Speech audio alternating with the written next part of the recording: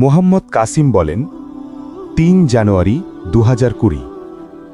আমি স্বপ্নে দেখলাম যে ইরানের একজন জেনারেলকে হত্যার পর ইরানি সরকার খুবই দুঃখিত ও ক্ষুব্ধ হয়ে ওঠে। আমার মনে হলো ইরানকে মধ্যপ্রাচ্যের কিছু মিত্র দেশও সমর্থন দিচ্ছে।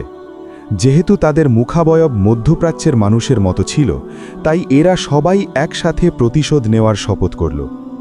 এরপর আমি দেখলাম 2টি আমেরিকান যুদ্ধবিমান আকাশে উড়ছে এবং কিছু প্রতিরক্ষামূলক মহড়া দিচ্ছে। হঠাৎ অন্য দিক থেকে প্রায় 4টি যুদ্ধবিমান এসে এর মধ্যে একটি আমেরিকান যুদ্ধবিমানকে ঘিরে ফেলে এবং সাথে সাথেই সেটি ধ্বংস করে দেয়।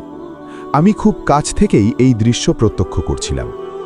আমি মনে মনে বললাম, ওরা যুক্তরাষ্ট্রের যুদ্ধবিমান ধ্বংস করেছে, এটা ভালো হয়নি। কারণ আমেরিকার মতো শক্তিশালী দেশের বিরুদ্ধে সঠিক কৌশল ও পরিকল্পনা ছাড়া এমনটা করা উচিত ছিল না। মাটিতে থাকা কিছু মুসলিম এই দৃশ্য দেখে খুব খুশি হয়ে যায় এবং উদযাপনের স্লোগান দিতে শুরু করে যে আমরা আমেরিকার যুদ্ধবিমান ধ্বংস করেছি।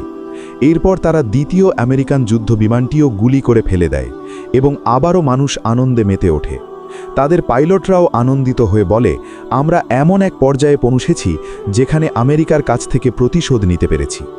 তবে অন্যদিকে বাকি মুসলিম বিশ্ব খুব ভীত হয়ে পড়ে এবং বলে, এখন কি হবে? আমেরিকা প্রতিশোধ নেবে, আর এটা কোনো সাধারণ ব্যাপার নয়।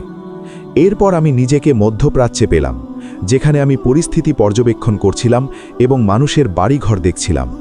আমি মনে মনে বললাম, এই মুহূর্তে সব কিছু শান্ত আছে, কিন্তু যখন আমেরিকা আক্রমণ করবে তখন সব কিছু ধ্বংস হয়ে যাবে। মানুষকে এখান থেকে পালাতে হবে এবং সর্বত্র বিশৃঙ্খলা ছড়িয়ে পড়বে। তাই আমি সিদ্ধান্ত নিলাম যে ধ্বংসযজ্ঞ শুরুর আগে এই জায়গা ছেড়ে চলে যাব।